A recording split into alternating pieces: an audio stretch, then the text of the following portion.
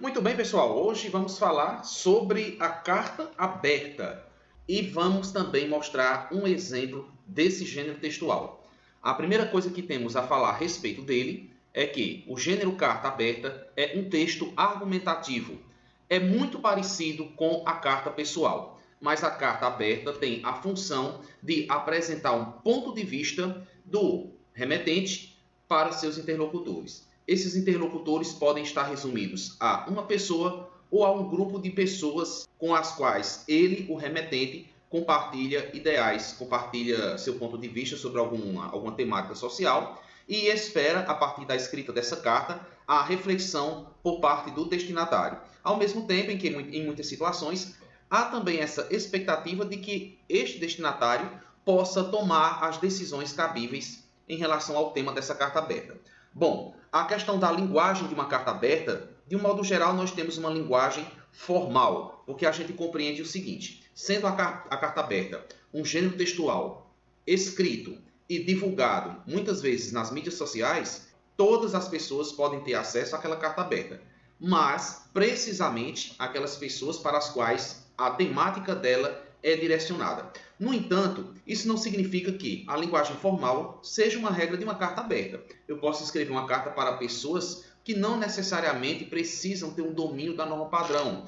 Por exemplo, se eu sou uma pessoa que tem uma vida pública, como alguém que promove conteúdos em redes sociais, por exemplo, eu posso me dirigir especificamente aos meus seguidores e utilizar com eles uma linguagem mais amena, uma linguagem mais informal. Isso não vai fazer muita diferença. O que interessa na carta aberta, na verdade, é a maneira como você argumenta, a maneira como você tenta defender o seu ponto de vista sobre uma determinada situação. Então a gente pode entender que o conteúdo de uma carta aberta pode ser uma reclamação, pode ser uma solicitação para um assunto, para que um assunto seja revisto, pode ser uma tentativa de convidar aquele grupo para uma reflexão sobre um problema social grave, um problema social que precisa de uma resolução imediata, assim também como a carta aberta pode promover apenas uma tentativa de desabafo. Você pode escrever para pessoas que fazem parte do seu convívio, tentando mostrar um problema social com o qual você convive, e a partir da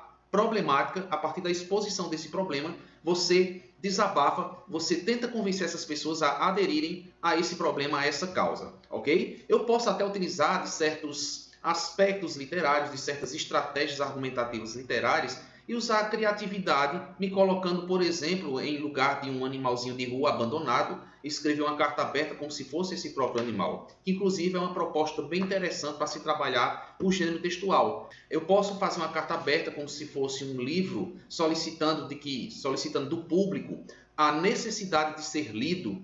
Eu posso fazer de maneiras diversas. Aqui nessa videoaula, nós vamos mostrar um pouco uma carta aberta de um modelo mais convencional, um modelo mais formal, dirigido por uma pessoa ou um grupo de pessoas para uma entidade pública. Mas, como eu falei, o importante da carta aberta é que haja a argumentação. E só lembrando, nós chamamos de carta aberta porque o conteúdo desta carta, e aqui a gente faz uma referência ao gênero textual carta pessoal, em que você tem toda aquela estrutura de assinatura, local, saudação, introdução, desenvolvimento e conclusão da carta, mas nesse critério, nessa questão específica, a carta aberta ela vai ser direcionada a um determinado grupo. A carta pessoal se preocupa em mostrar novidades do seu dia a dia, em você dar notícias novas a respeito da sua pessoa ou das pessoas próximas dos dois interlocutores. A carta aberta, ela não é direcionada apenas a uma pessoa, por isso que ela é chamada de aberta. A carta aberta é direcionada a um grupo maior. Por essa razão, ela é divulgada publicamente. Ou seja, a carta aberta tem a estrutura de uma carta pessoal, mas ela tem também a característica da persuasão, a característica da argumentação para convencer o seu leitor, ok? Bom, então agora nós vamos para algumas características da carta aberta e vocês também vão ver um texto explicando bem direitinho. Bom, pessoal, comecemos aqui falando da questão da estrutura desse gênero textual. Vocês vejam a questão da abertura e título na carta aberta, que foi aquilo que eu mencionei agora há pouco. A carta aberta precisa ter a presença do local e data no comecinho dela, no cabeçalho, local, cidade no caso, e a data em que ela está sendo escrita, o título da carta aberta em que se identifica também os destinatários, ou seja, a quem ela se dirige. Então, carta aberta, é uma carta aberta a quem? É uma carta aberta à Secretaria de Educação? É uma carta aberta aos alunos do ensino médio? É uma carta aberta à Câmara Municipal da cidade X? Então, eu preciso dizer a quem se destina essa carta aberta já dentro do título da carta aberta. E aqui nós temos uma novidade que a carta pessoal não tem. A questão do título, a qual está atrelada tanto a referência, ou seja, a pessoa a quem você se refere, e também a gente pode dizer o assunto sobre o qual essa carta trata. Também deve aparecer aí, ok? Bom, como todo texto argumentativo, aliás, como todo texto, não é texto de um modo geral, mas nesse caso, precisamente, um texto argumentativo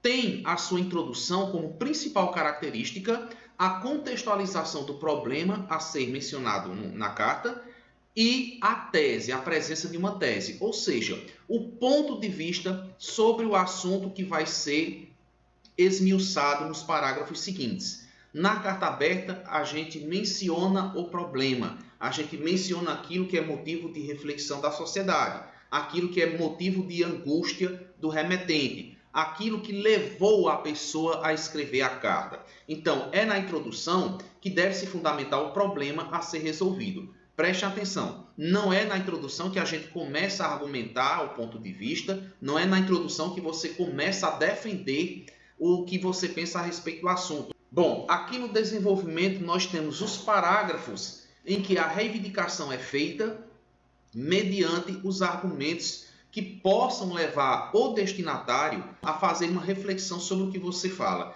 Então é no desenvolvimento da carta aberta que os seus argumentos devem estar bem fortalecidos, eles devem estar reforçados, muitas vezes de situações anteriores, muitas vezes é no desenvolvimento que você coloca dados estatísticos para atestar que tudo que você está dizendo a respeito daquele problema é verdadeiro. Então vejam, no desenvolvimento de uma carta aberta se reivindicam as medidas a serem tomadas pelo destinatário para o problema ser resolvido, ok?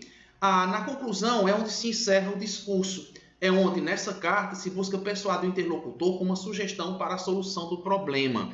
Então não adianta eu expor o problema, eu colocar exemplos do cotidiano. Por exemplo, se eu faço uma carta aberta direcionada ao secretário de infraestrutura da minha cidade, não adianta apenas eu mostrar que a cidade contém muitos buracos ou muitas inundações em períodos de chuva e de repente eu encerrar o texto. Não, eu preciso fazer uma conclusão e nessa conclusão eu reforço a gravidade do problema e solicito resposta à minha carta ou solicito uma mudança emergente para o problema.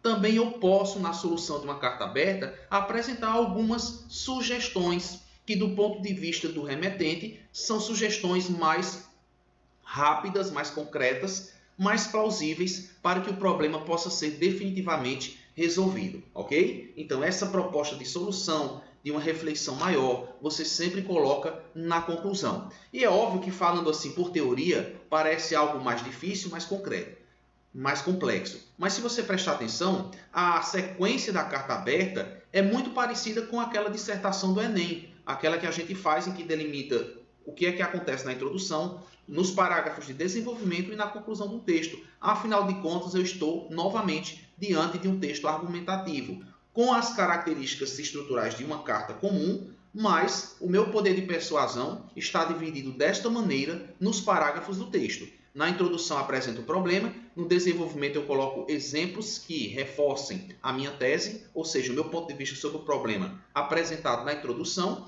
e uma conclusão com soluções para o problema, certo? Bom, depois da conclusão nós temos ainda o fecho, né, que é o trecho em que se apresenta o remetente da carta. A questão do fecho, esse trechozinho do remetente, muitas vezes na carta aberta ele é deixado de lado, porque já fica implícito dentro do próprio texto o destinatário. E como eu falei lá na introdução, também é comum a gente colocar. Importante, gente, Para legitimar os argumentos em favor de uma tese proposta, é necessário expor dados estatísticos, fatos e exemplos, argumento de autoridade, causa e consequência.